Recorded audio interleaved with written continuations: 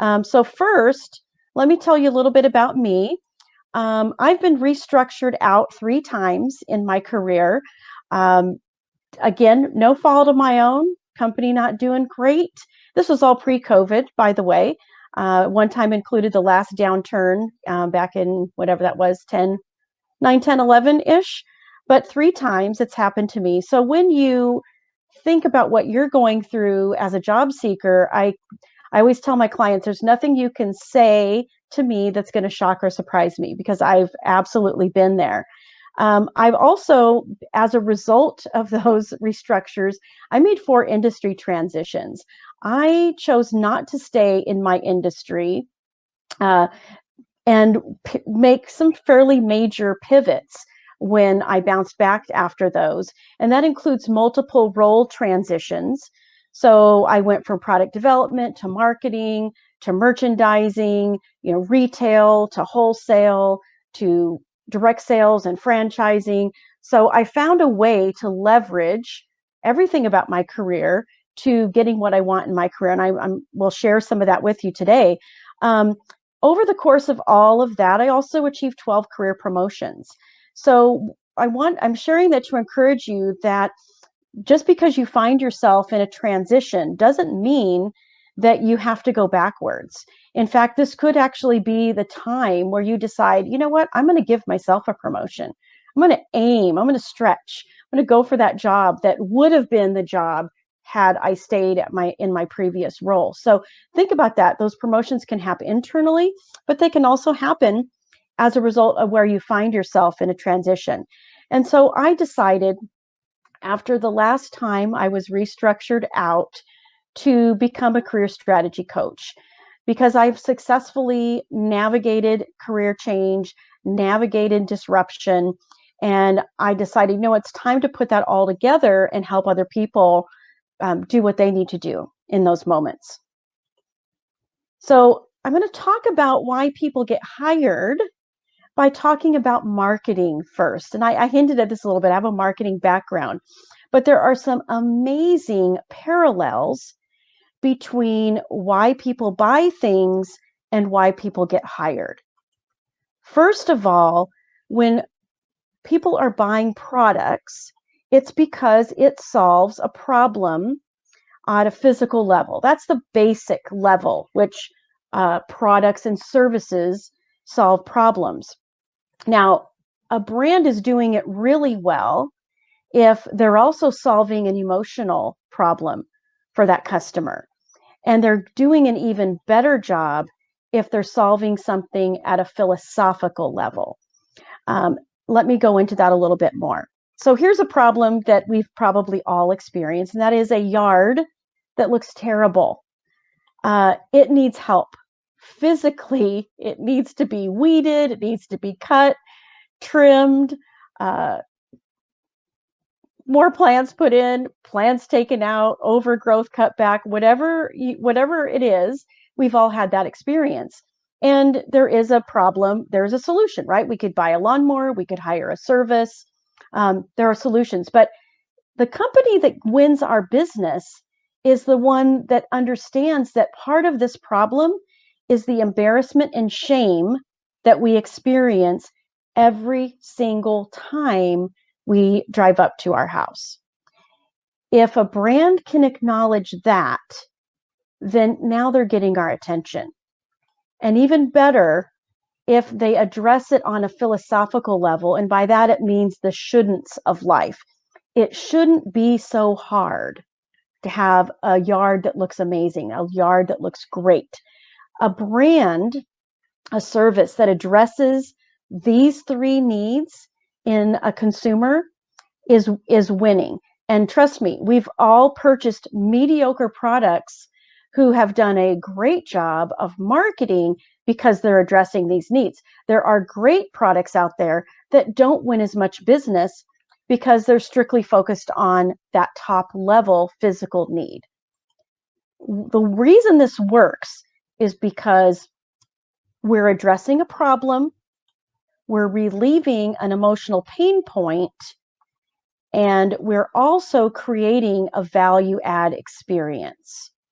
Think of these 3 things: addressing a problem, relieving an emotional pain point, and creating a value add experience. These three things are also in play inside the mind of a company, inside the mind of a hiring manager. So let's take it a step further. Why will they hire you? Well, let's talk about the problems and pain points first. Now, job descriptions translate to pain points and outcomes. Think about that. If you're looking at a job description, it's because they need things done. And the reason they need things done is because there's a pain point. They need someone who's organized, because being unorganized causes a lot of disruption and chaos inside of a company. Maybe it's a product outcome or a solution for their clients or customers. That's why it's part of the job description. So when you look at a job description, I want you to think about why does this role exist? What purpose does it serve inside the company? And what problems does it solve? Because your goal is to uncover the problem so that you can be the solution to that problem. There's the big overall problem of the role in itself, and there's the individual elements of the role that are pain points that you can solve. So remember that. And the way you do that is you focus on your transferable skills and accomplishments. How do you identify your transferable skills? You know, we've heard it over and over. This is a really important thing. You've got to have it. You need to focus on it. But it's a little bit elusive because no one teaches us how to focus on our transferable skills, how to identify them, and how to connect the dots between an accomplishment or something about the job description to a transferable skill. So you can start that process for yourself by asking yourself some questions. And I recommend writing this down as you reflect on your previous role and even on your career as a whole. When you think about what problems did I solve? And I'm a big fan of writing this down. Get a piece of paper and actually physically write it, because there are studies that show when we handwrite things, we tap into higher levels of creativity and critical thinking skills, and it'll start to flow. It'll start to remember some of those things. But you solved problems, and what were they? Write those out in detail. Also think about, what are your strengths? Is there a particular strength that you have in the team that nobody else has? What would be missing? Another way to ask it is, what would be missing if you were gone? If you left that role, where's a gap now? This is a good way to kind of tap into your strengths. They could be communication, they could be leadership, anything. I would say, think about a strength that you have that maybe is a hard skill that you're really good at. Well, then now go deeper. Why are you good at that? Why is business analysis really a good fit for you? That is a kind of a hard skill, but the reason that you're good at it might be because you're very orderly, that you see patterns in things, that you are very structured, intuitive. These are all things that relate to why business analysis is a strength. What did you do? Sometimes it's just physically what you did and how you show up on the job. It could be in those conversations that you're having, whether that's email, or someday we'll be back to those yummy hallway conversations, right? Where stuff just gets done and questions get answered as you're passing, somebody in the lunchroom. But for now, think about the things that you did and what that impact was. Back to this behavior. How did you show up?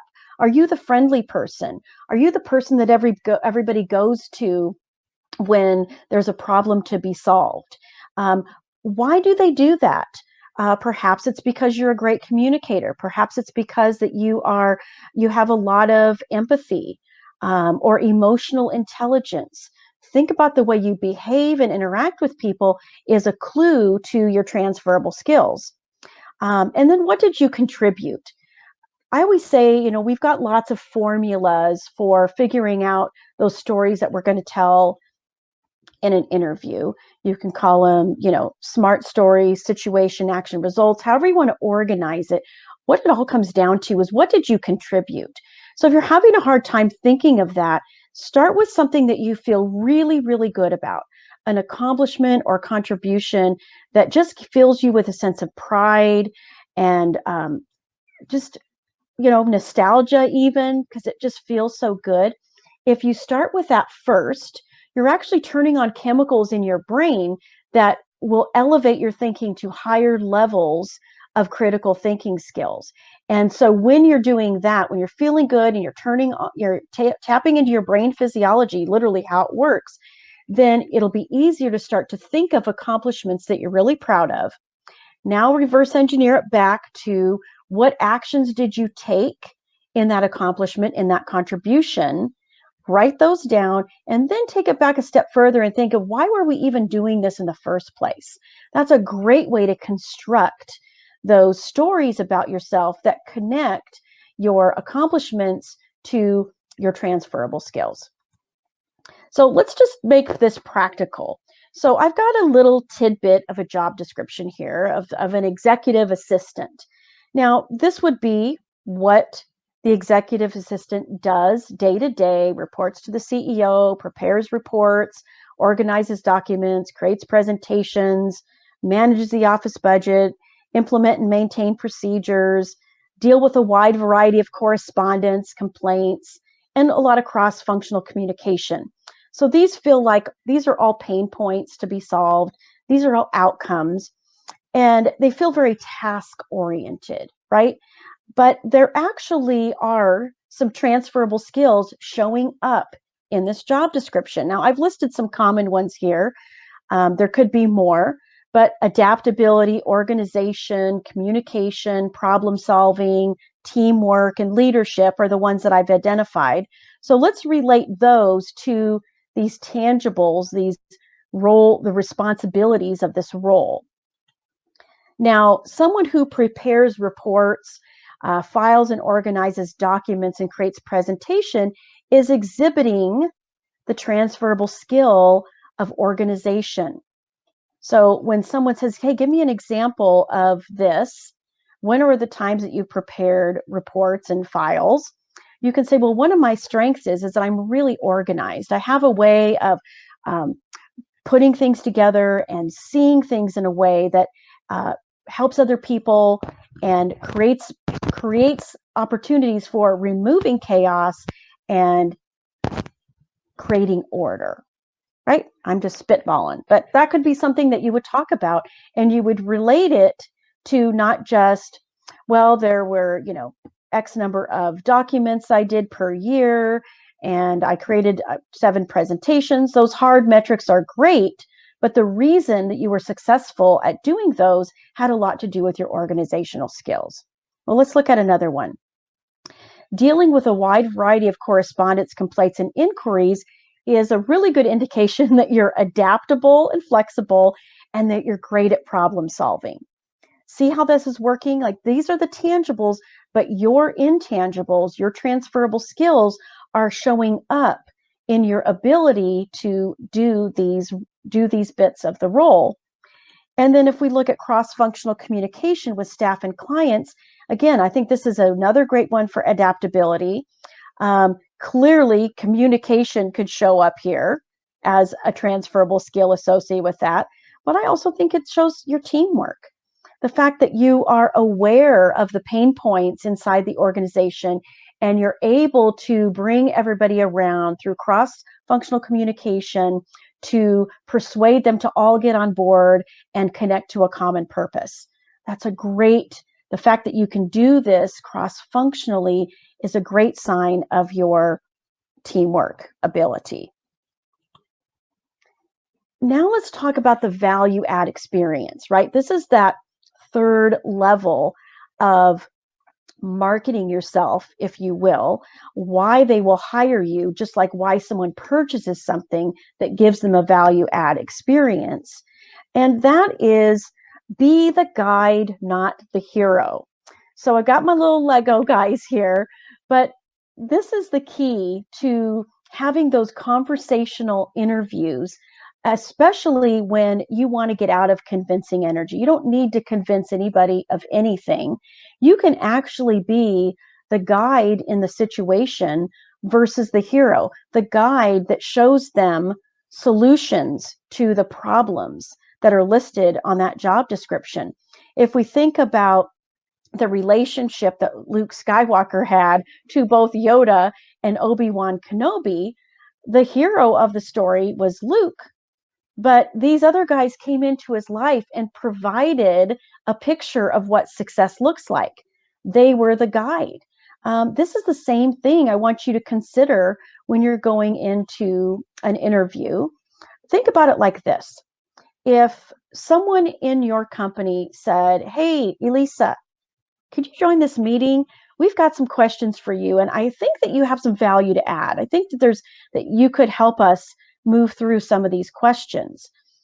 If I joined that meeting and I thought, wow, that's really cool, they see some value, I'm going to help guide them. There's someone else in the room that's in control of the conversation. They're the hero, but they're bringing me in to give some input and perhaps share some of my knowledge. You could actually be thinking the exact same thing when you go into an interview. You already have the evidence that you have value, or they wouldn't have picked up the phone to call you for that phone screen. They wouldn't have moved you on to the interview with the panel or the hiring manager if they didn't see value in you. So you can walk into that feeling kind of great, that wow, I'm here for a reason. I'm here because I have something to share, and I can be a guide to show them how I fit with the pain points that are in this job description. You do that through three ways in terms of developing yourself and seeing yourself as the guide. The main reason you do that is because you have belief in yourself. If we think about the confidence level that the guide has, Obi-Wan knew what he could do. He could go in and he could have, destroyed everything in a heartbeat. It would have been a much more boring story, but he had that belief. Same thing, Yoda. You know exactly what you're capable of doing because you've already connected your accomplishments with your transferable skills, and you've lined those up with the job description. Then you're increasing belief in yourself that you actually are the solution. You also want to believe in your value add. That's where you go a little bit deeper into those accomplishments. And you want to believe in your prospective employer. In the equation of, Obi-Wan, Yoda, and Luke, Yoda and Obi-Wan Kenobi actually believed in Luke when he didn't believe in himself. As the guide, you want to include the belief of the person on the other side of the screen, the person on the other side of the desk, into this equation, that they're actually going to see something of value in you. So let's talk a little bit more about belief in yourself. Well, this all comes down to your strengths, the things that you've identified. I recommend jumping into assessments. There's one that I use in my practice that is an incredible tool for helping to identify your behavioral strengths, what brings you into a workplace and helps you show up and create those successes and accomplishments. But there's many out there, websites that can help you understand what makes you tick so that you can more clearly articulate what your strengths are. You've got the hard skills, you've got the certifications or the experience. Hone in on those and use those as evidence to believe in yourself, and also these various traits and characteristics that you have. Like I said earlier, are you the person that everybody goes to? Are you the person that people turn to in a crisis when everything's falling apart? Are you the one that's stable in that situation? Think about those personality traits and characteristics that you have that have helped you guide success and create solutions for yourself, for your team, and for your company. It's a great way to start believing in yourself. If you have a hard time with that, and some people do, one of the things I recommend is called a doubt download. In that, in that process, what you do is almost a stream of consciousness. Just write down every weird, creepy thought that your brain is serving up for you and get it all out of your system. And again, writing it is so powerful, and you just keep writing until you can't think of anymore. And don't judge those bad thoughts. For those of us who like to be positive and believe in positive mental attitude, sometimes it's easy to judge, well, I shouldn't be thinking that. I shouldn't be thinking that I have no business applying for that job. Why would I think that? I'm totally qualified. But if that's a thought in your brain, you want to get it out. You want to clean that out and then start replacing it with the things that you know you can do, the things that you're proud of. Those are the things that I want you to focus on, the traits and qualities you already have, you bring to the table, if that makes sense. That's a great way to do it, and just to refill that space. Because when you start resisting those self-defeating thoughts, they just get stronger. It's like you push and they push back. So instead of pushing, just open the door and release and get them all out. Now, the belief in your value add is tied to those accomplishments. Be super duper clear on your accomplishments at all times. And it is difficult because nobody teaches us how to do this. But before you go into an interview, spend some time thinking about your accomplishments. Think about one that you're most proud of first, whether it's related to the job or not. Use that to turn on those brain chemicals, and then put the job description down and start lining up those pain points, those outcomes, with accomplishments that you have that are tied to those bits in the job description. It's also about the results you've created. Have those top of mind and remind yourself of what you've come through and the results you've created and the relationships that you've forged. The results aren't always hard results. Sometimes they are winning over someone who was not a fan at first. Those count too as a result. So write those down and then think about the impact that your accomplishments and results had. There may have been something that came across your desk or a project that had a short timeline that totally turned something around. And it can be an individual contribution that regards to impact, but don't discount your impact when you're part of a team accomplishment. One of the things I always remind my clients is, listen, on Oscar night, when they name Best Picture, everybody goes up on stage. Everybody, not just the producer, not just the director. Best Picture, that accomplishment is a team accomplishment. And you get to be recognized for that team accomplishment. You get to count that as something that you participated in and that you played a role with that impact. If you weren't there, chances are something about that accomplishment, something about that impact may not have happened. And lastly, belief in your prospective employer. And this sounds a little counterintuitive. Going into an interview, believing that someone is going to see your value is a really powerful place, because now you're not there to convince them. You're there and they're going to convince themselves that you're the person that they need. That's what that belief does. It takes you out of an energy where you feel desperate and graspy into an energy that they're going to believe in you because you're someone that brings all this great stuff to the table. You're someone that has options. And when someone has options and you walk in and knowing that you do, then you become a very desirable candidate. They want to snap you up, but you got to go in believing that they're going to see that in you, that willingness to see your value and also see your potential. I'm a big football fan. I'm not an athlete, but I love football. It's my favorite sport. And one of the reasons I love it is because there's this amazing way that they recruit people onto the team. They are looking at their past, but we all know that we've seen college players that get drafted and they just can't make the transition, right? Something happens. And we see people like Tom Brady, who was way down the line, but at some point, someone saw some potential in him, and he especially saw potential in himself. And that's what I love about football is they're recruiting based on the value of the past, but also the potential for contribution in the future.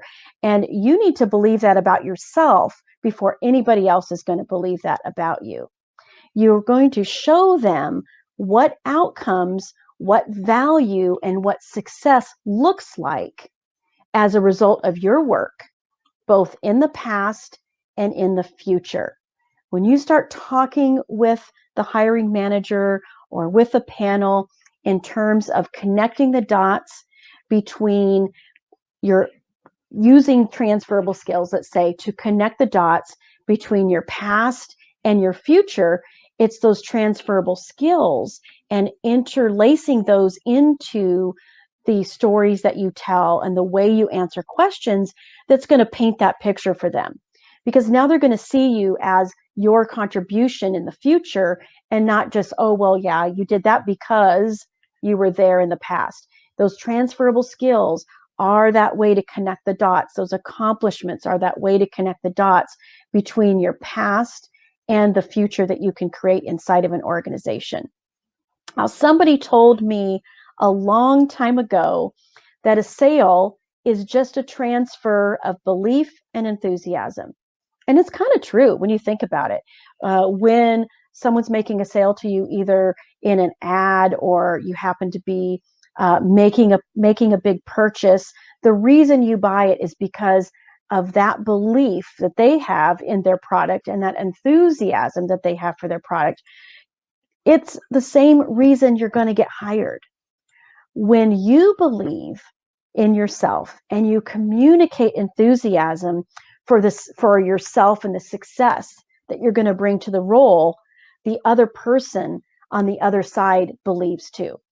It's like a tuning fork inside of a concert hall that's empty of people, but it's full of tuning forks, right? An empty concert hall full of tuning forks. All you have to do is strike one, and every single other tuning fork in that concert hall is going to start vibrating at the same frequency. This is physics. This is when you have that belief and enthusiasm, it is absolutely going to transfer to the other person. So why do people buy things? It's because they catch a vision of what life is like after they make that purchase, that the physical problem is solved, that the emotional pain point is relieved, and that their life has added value because they made that purchase. And it's exactly the way you're going to get hired, because they see their value and they envision the result. And the bottom line for all of it, why we buy things and why people get hired, is because life is better. As a hiring manager in my past, if I sat down to an interview and I got this sense that this person really gets me, they understand the job description, they're communicating with me in a way that is conversational and ties in their experience with my pain points and me feeling need to be heard in that moment, suddenly I feel like, oh my gosh, this person gets me. My life is going to be better. This company is going to be better. That's the bottom line, is life is better when you catch that vision and you can start to paint the picture for yourself of what life looks like after you get hired.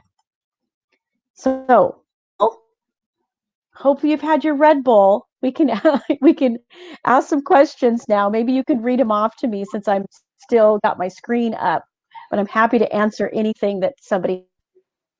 Yeah, and yeah. I'm going to take a little sip We as have well. had a question come through. Do you mind if I just close your window?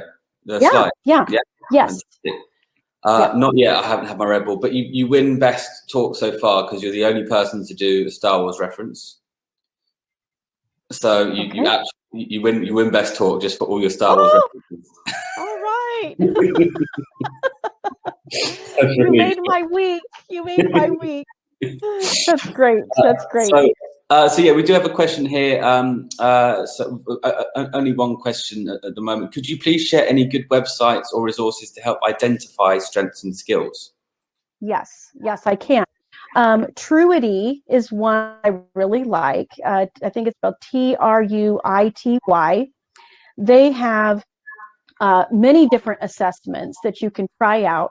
Now, you see part of it for free, and to get the rest of the assessment, I think it's typically like $20 or something, but it's definitely well worth it. And they've got a wide variety, and some of them are very career focused.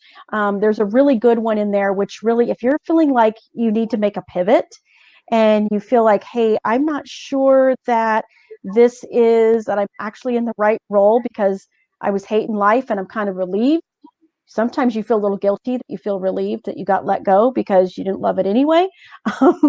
Well, Trudy has a really great assessment on there that will help you identify, based on your transferable skills and strengths, what other career options might be good for you. That's a great one. My favorite, another favorite one, other than the one I use in my practice, which isn't publicly available, but one that is publicly available that I love and has served me extremely well in my career changes, is the Clifton Strengths assessment that is now owned by Gallup. So if you go to Gallup, you could just Google Gallup Strength Assessment. It'll take you right to the page. Again, $20, and you get your top 5 strengths. It costs a little bit more than that to get all 34 strengths that their assessment measures, but the descriptions are amazing, and you really have a chance to like have this aha moment about yourself. And I use them. I always recommend my clients use it for interview prep. Read that. If there's something in those assessment that really resonates with you, and you feel like you identify with it, then you can just transcribe that phrase, those words, into your resume, into your professional summary, things that really help describe you, and you're like, oh yeah, that is me. That's how I show up. I love it for that purpose as well. So yeah, Truity and Gallup Clifton Strengths Finders are two that are readily accessible. Fantastic, brilliant. And we don't have any more questions you through yet, but if anyone does have any questions, please use the ask a question function down below. Okay. This will be recorded, by the way, so if people are watching this back and they do have a question for you, what's the best way of getting hold of you?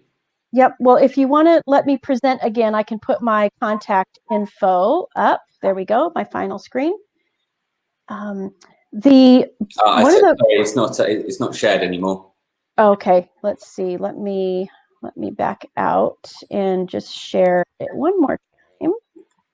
There we go.